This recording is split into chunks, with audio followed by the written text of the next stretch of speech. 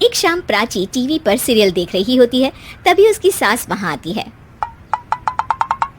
अरे सीरियल में तो ऐसे मग्न है जैसे आज रात का खाना पड़ोसी आकर बनाएंगे। मुझे पता ही नहीं था आपने अपने बेटे की शादी पड़ोस में भी की हुई है। हैं? मतलब? मतलब इस घर में सारा काम बहू ही करती है, आप तो सिर्फ खर्राटे मारती हैं। अच्छा जी, फिलहाल तो तुम आराम फरमा रही हो, चलो जाओ, ये मेरे टीवी देखने का समय है। आहा, इसीलिए मुझे भगाया जा रहा है। सॉरी, अब तो बिल्कुल नहीं जाऊंगी। प्राची की इस बात पर दोनों सास बहू के बीच टीवी रिमोट के पीछे बच्चों जैसी छीना झपटी शुरू हो जाती है, जिसके बीच श्लोक भी काम से घर वापस आ जाता है। हाँ, आज मेरी चूहे बिल्ली की जोड़ी किस बात पर झगड़ रही है? अरे तेरे बीवी मुझे टीवी ही नहीं देखने दे रही।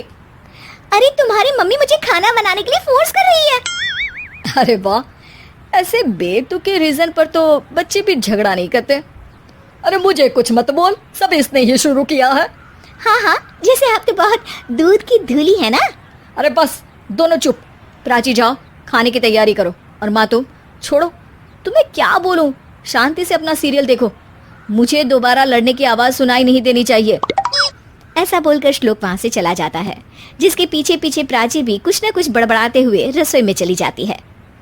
हाँ हाँ, सासू जी को तो कुछ बोलेंगे ही नहीं, बस मुझ पर ही हुक्म चलता है, खाना बनाओ, जैसे मैं इनके घर में खाना बनाने के लिए आई हूँ। इसी तरह शाम बीतती है और रात को श्लोक और प्राची की सास खाना खाकर सोने चले जाते हैं, लेकिन प्राची गुस्से में कुछ खाए बिना काम में ही लगी रहती है। इस घर में किसी को घंटा फिक्र नहीं पड़ता, मैं खाऊं या भूखी रहूं। प्राची कुछ देर के लिए रसोई से बाहर जाती है और जैसे ही वापस आती है तो वहां दूध का भरा ग्लास देखकर हैरान रह जाती है। फिक्र पूरी है, बस दिखाना नहीं है।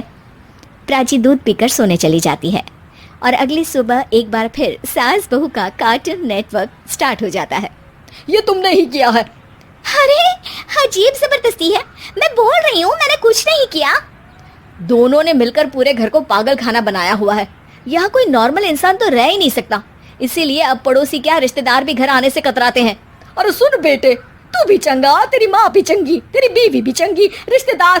हाँ जी, आपको नहीं पता क्या, गंगाधर ही शक्तिमान है, रिश्तेदार ही। हाँ हाँ, बस समझ गया। कभी जानवरों जैसे लड़ेंगी तो कभी जुगलबंदी करेंगी। भाई मैं आप दोनों के बीच में नहीं फंसना चाहता। सास बहू की इस मनमौजी जोड़ी से परेशान होकर श्लोक अपना सिर खुजलाता वहां से चला जाता है। चलो अब मैं भी कीर्तन में जा रही हूँ।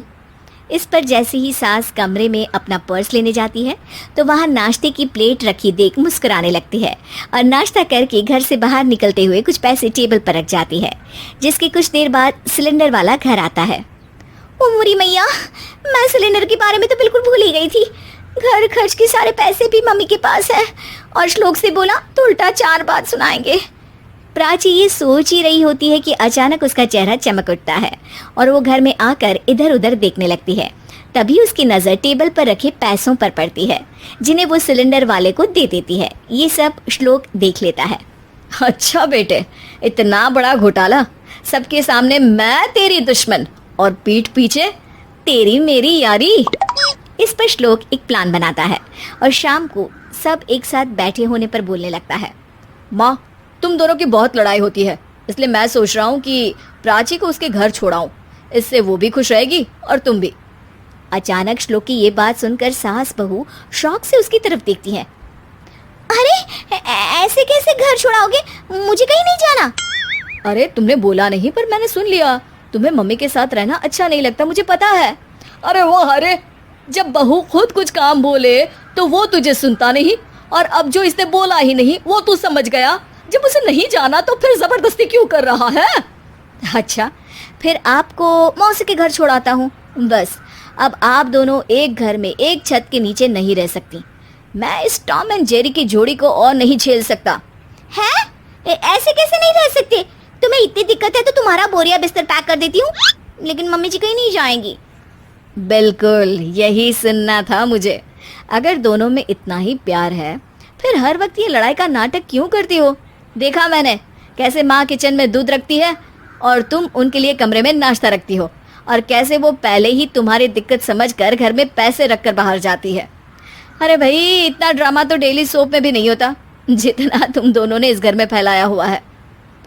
तू हमें टॉम एंड जेरी बोलता है ना, तो याद कर वो दोनों भी एक दूसरे को बाहर वालों की बुरी नजर से बचाने के लिए हमेशा सबके सामने लड़ते थे, लेकिन अकेले में दिक्कत के समय मदद भी तो करते थे।